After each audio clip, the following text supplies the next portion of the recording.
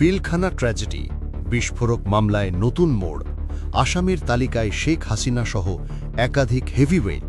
Pilkhana tragedy ঘিরে দীর্ঘদিন ঝুলে থাকা বিস্ফোরক আইনের মামলায় বড় ধরনের আপডেট এসেছে। সংশ্লিষ্ট মামলার চিফ পাবলিক প্রসিকিউটর বোরহানুদ্দিন জানিয়েছেন, সাক্ষ্য গ্রহণের সময় নতুন করে উঠে এসেছে একাধিক প্রভাবশালী রাজনৈতিক ব্যক্তিত্বের নাম, যারা আগে চার্জশিটে ছিলেন না। এর মধ্যে রয়েছেন সাবেক প্রধানমন্ত্রী শেখ হাসিনা, তৎকালীন মেয়র শেখ ফজলে নূর তাপস, সাবেক স্বরাষ্ট্রমন্ত্রী সাহারা খাতুন সহ কয়েকজন সাবেক এমপি ও মন্ত্রী। তিনি বলেন, সাক্ষীদের সাক্ষ্যকালে নতুন করে অনেকের নাম এসেছে, যাদের নাম আগে চার্জশিটে অন্তর্ভুক্ত করা হয়নি।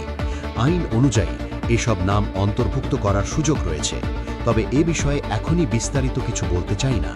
সংশ্লিষ্ট কর্তৃপক্ষের সঙ্গে আলোচনা করে পরবর্তী পদক্ষেপ নেওয়া হবে।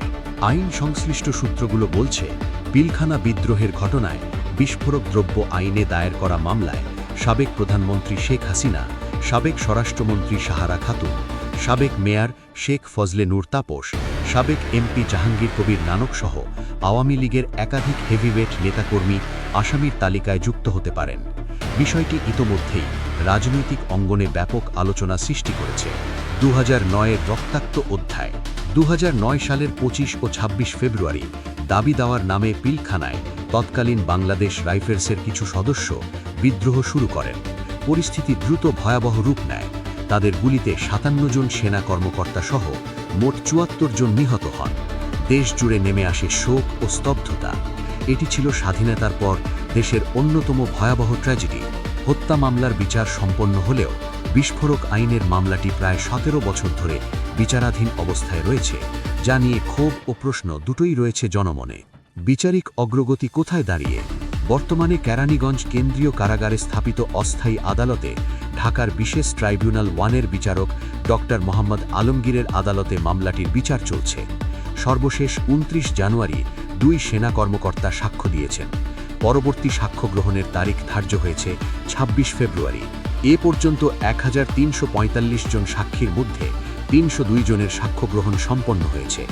কয়েকজন গুরুত্বপূর্ণ সাক্ষীর জবানবন্দিতে শেখ হাসিনা সহ একাধিক রাজনৈতিক ব্যক্তিত্বের সংশ্লিষ্টতার তথ্য উঠে এসেছে বলে জানা গেছে। বিস্ফোরক দ্রব্য আইনের মামলায় মোট আসামির সংখ্যা 882 জন। এর মধ্যে প্রায় 250 জন জামিনে আছেন, বাকিরা কারাগারে। মামলা ও রায়ের টাইমলাইন। পিলখানা ট্র্যাজেডির ঘটনায় হত্যা ও বিস্ফোরক আইনে প্রথমে চকবাজার থানায় 2টি মামলা দায়ের করা হয়, পরে তা নিউ মার্কেট থানায় স্থানান্তরিত করা হয়। 2010 সালের 12 জুলাই হত্যা মামলায় এবং 27 জুলাই বিস্ফোরক আইনের মামলায় সিআইডি চার্জশিট দাখিল করে। 2011 সালের 10 আগস্ট হত্যা মামলায় চার্জ গঠন করে বিচার শুরু হয়, তবে বিস্ফোরক মামলার বিচার দীর্ঘদিন স্থগিত ছিল। 2013 সালের 5 নভেম্বর ঢাকার নিম্ন আদালত হত্যা মামলায় রায় ঘোষণা করেন। 2017 সালের 27 নভেম্বর হাইকোর্টের ডেথ রেফারেন্স ও আপিল নিষ্পত্তি হয়। নিম্ন আদালত হত্যা মামলায় 152 জনকে মৃত্যুদণ্ড দেন। হাইকোর্ট আপিলে 139 জনের মৃত্যুদণ্ড বহাল রাখেন। 8 জনের সাজা কমিয়ে যাবজ্জীবন করা হয় এবং 4 জন খালাস পান। এছাড়া 185 জনকে যাবজ্জীবন এবং 228 জনকে বিভিন্ন মেয়াদে কারাদণ্ড দেওয়া হয়। খালাস পান 28 জন। হত্যা মামলাটি বর্তমানে সুপ্রিম কোর্টের আপিল বিভাগে বিচারাধীন রয়েছে। আসামিপক্ষ ও প্রসিকিউশনের অবস্থান। আসামিপক্ষের আইনজীবী ফারুক আহমদ বলেন, আমরা দ্রুত বিচার চাই। আদালত যেন দ্রুত রায় ঘোষণা করেন, এটাই আমাদের প্রত্যাশা। এখনো পর্যন্ত কোনো আসামির জামিন হয়নি। বিভিন্ন দফায় নিম্ন ও উচ্চ আদালতে জামিন চাওয়া হলেও তা নামঞ্জুর হয়েছে। আমরা ন্যায় বিচার চাই। অন্যদিকে প্রসিকিউশন পক্ষ বলছে, দীর্ঘসূত্রতার কারণে ভুক্তভোগী পরিবারগুলো ন্যায় বিচারের অপেক্ষায় আছেন, তাই দ্রুত মামলার নিষ্পত্তি জরুরি। বিডিআর নাম ফেরত আসছে।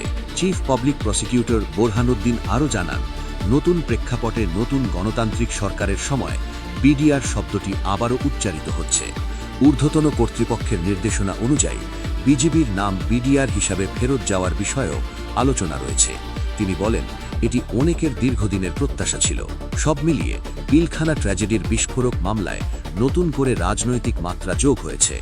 আসামির তালিকায় বড় নাম যুক্ত হওয়ার সম্ভাবনা সামনে আসায় মামলাটি আবারও জাতীয় আলোচনার কেন্দ্রবিন্দু।